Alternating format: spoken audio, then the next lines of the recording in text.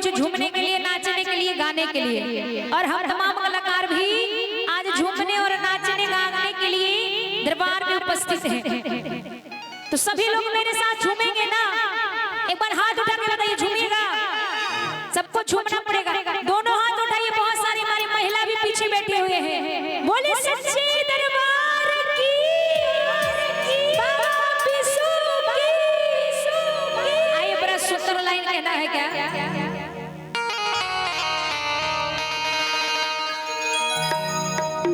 अरे मुझे मुसामान के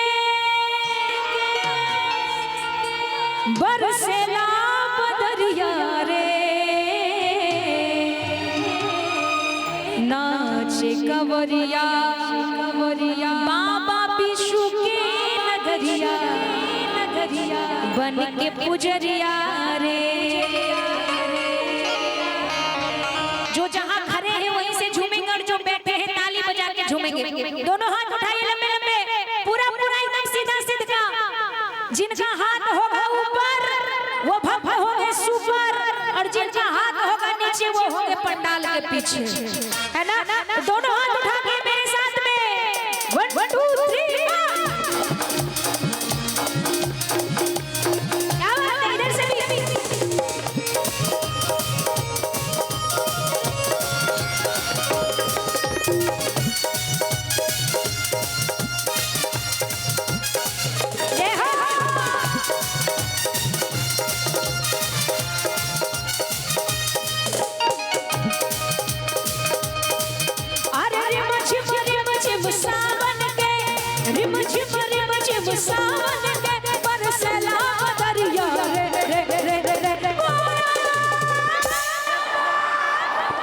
बोलिए सच्चे दरबार की। आप लोग जयकारा ऐसे लगा रहे हैं, लग रहा है कि हम पर एहसान कर रहे हैं। हम पहले भी बोले थे कि जयकारा ऐसा लगाइए कि समियाना में छेद हो जाए, ऐसा ना लगाए कि लगे बिल्ली बोल रही है। शेर वाला आवाज होना चाहिए। दोनों हाथ उठाइए लंबे लंबे, उठा के दोनों हाथ और ताली बजा के मेरे साथ कि नाच कंवरिया शिव के नगरिया, मन के पुजरिया रे। नाच कंवरिया शिव के नगरिया, मन के पुजरिया रे। अरे मुझे मुसावन के, मुझे मुसावन के बरसेला बदरिया रे। बोले सच्चे दरबार की, बाबा भूतनाथ की। नाच कंवरिया शिव के नगरिया, मन के पुजरिया रे। नाच कंवरिया शिव के नगरिया, मन के पुजरिया रे। ताली बजाइए।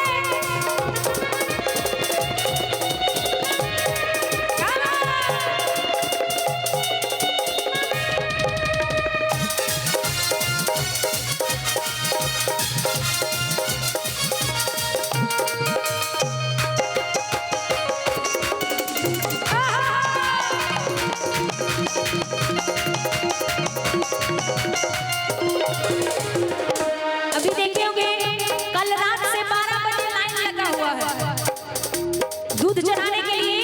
12 बजे से मंदिर के आगे लाइन लगा हुआ था।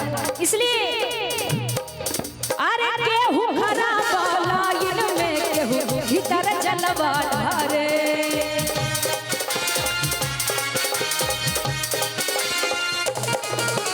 केहू खरा लाइन में, केहू भीतर जलवा ढारे। गेट के आगे खरा सिपहिया लाइन के सरिया में, भीड़ भइल भगतन के भारी। भीड़ भइल भगतन के भारी, शोभे मंदिरिया रे रे रे रे। आवाज नहीं आ रही है, 1 मिनट रुक जाइए। जयकारा लगाइएगा तो मेरे कान तक भी आवाज आना चाहिए। हम नहीं सुन रहे तो बिशु बाबा कहाँ सुनेंगे? एक बार सभी लोग, जितने लोग खड़े हैं बैठे हैं, अपने मन से दोनों हाथ उठाइए। हाँ, देखिए तो पीछे वाले दादाजी हाथ उठा रहे हैं, लेकिन इधर हमारे नौजवान भाई लोग अभी पावड़ में फिर भी जयकारा नहीं लगा रहे। दोनों हाथ उठाइए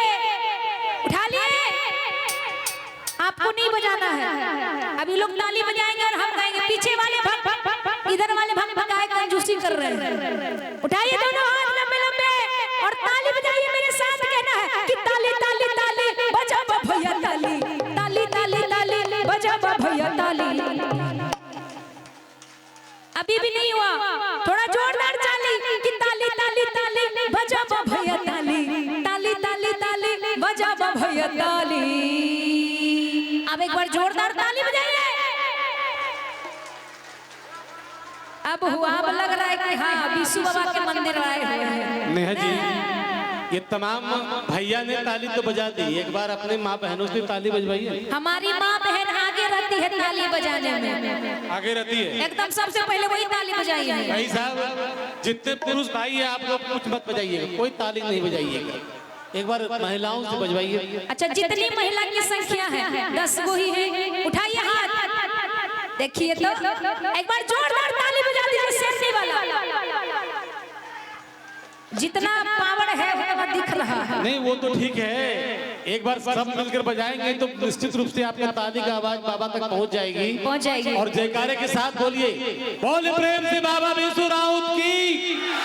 वैसे की बात है, आपकी दुकानदारी हमारे बिरादरी पर चल रहा है, ये बात मानना पड़ेगा आपको। अच्छा ठीक है, चलिए सब लोग मिलकर कहेंगे कि चला चला चला बाबा के धाम चला, गंगा से जलवा भरला, कांधे पे कांवर धला, चला चला भोला के धाम चला, गंगा से जलवा भरला, कांधे पे कांवर धला। और की कट जाई रहिया कठिनावा,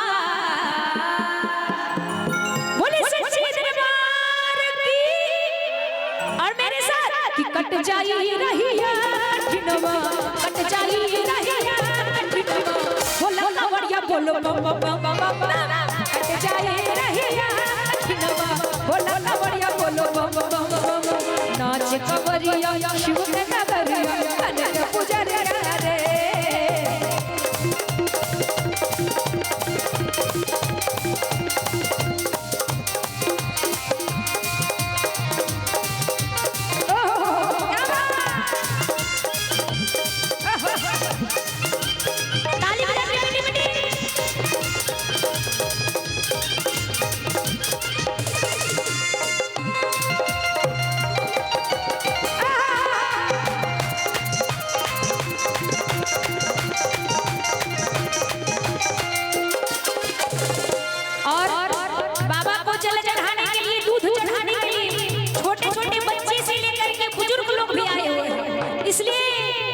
नर नारी बच्चा और बूढ़ा सभे बड़ी हवाए,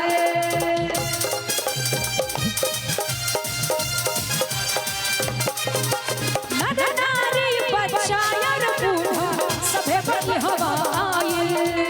बाबा के भक्ति से देवघर गली गली हरसाए, चारा वरिया नाचे जवरिया, चारा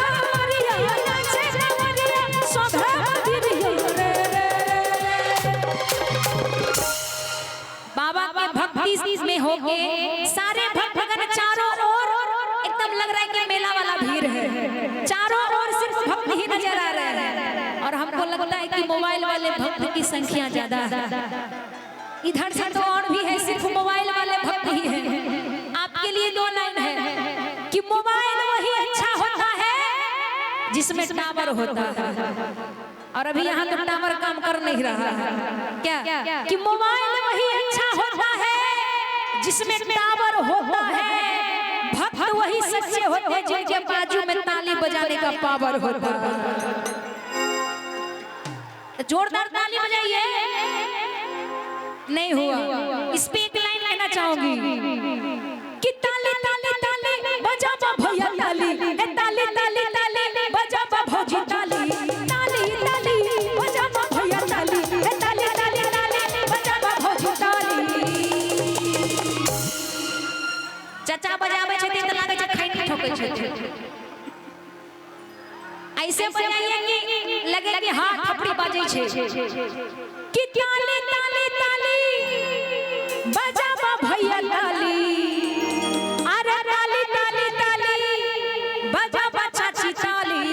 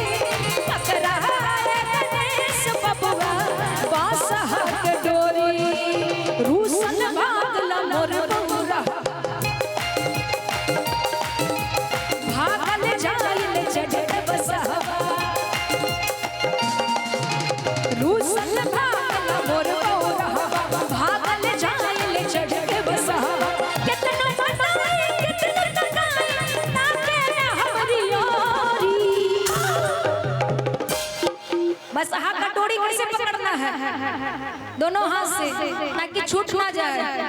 हाली पकड़ा हाली पकड़ा हाली पकड़ा गणेश बबुआ बादशाह के डोरी पकड़ा गणेश बबुआ बादशाह के डोरी नाच कवरिया शिव के नगरिया।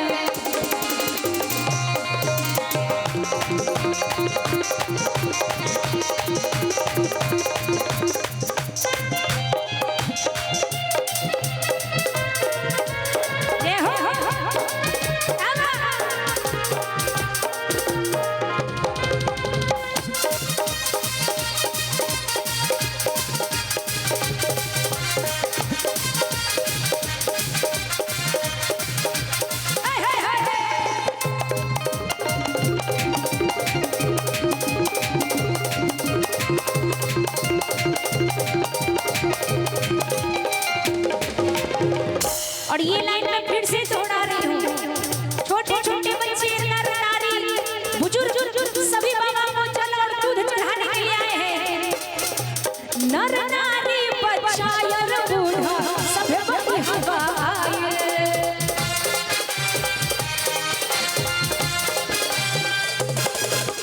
बाबा के भक्ति से गली गली हरसाए।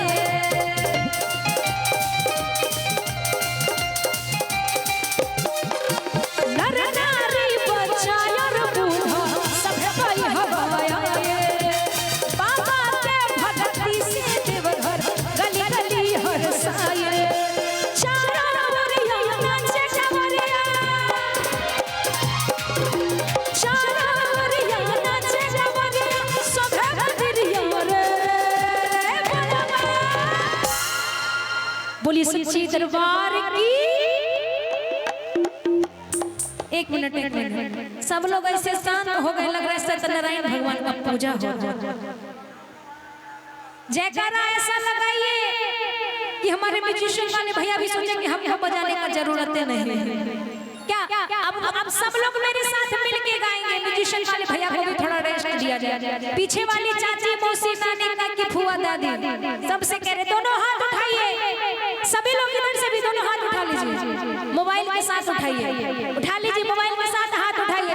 पीछे में जो भक्त है सभी लोग दोनों हाथ उठाइए, एकदम सीधा सीधा लंबा लंबा।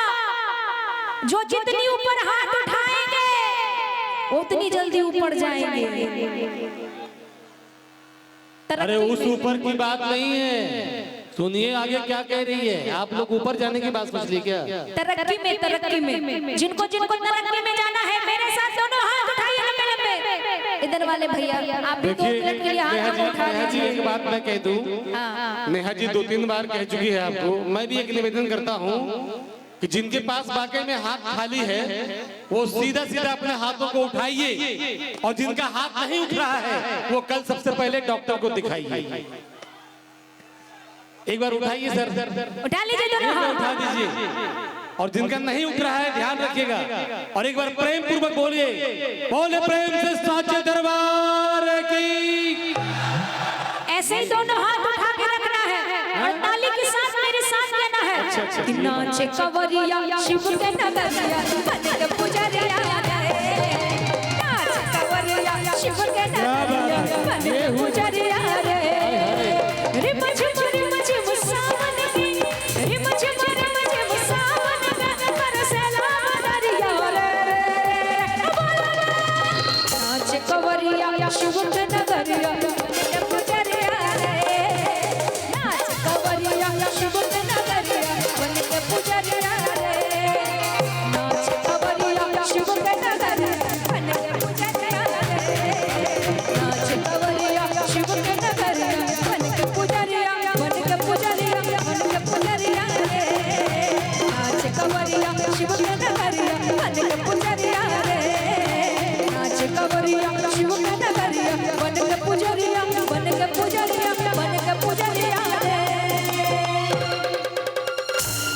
क्या बात है, नॉन स्टॉप कई गानों का एक गुलदस्ता। नेहा जी इधर है, एक बार ईमान से दिल से निष्ठा से एक बार जोरदार तालियां प्यार भरे अंदाज में इनके लिए होनी चाहिए।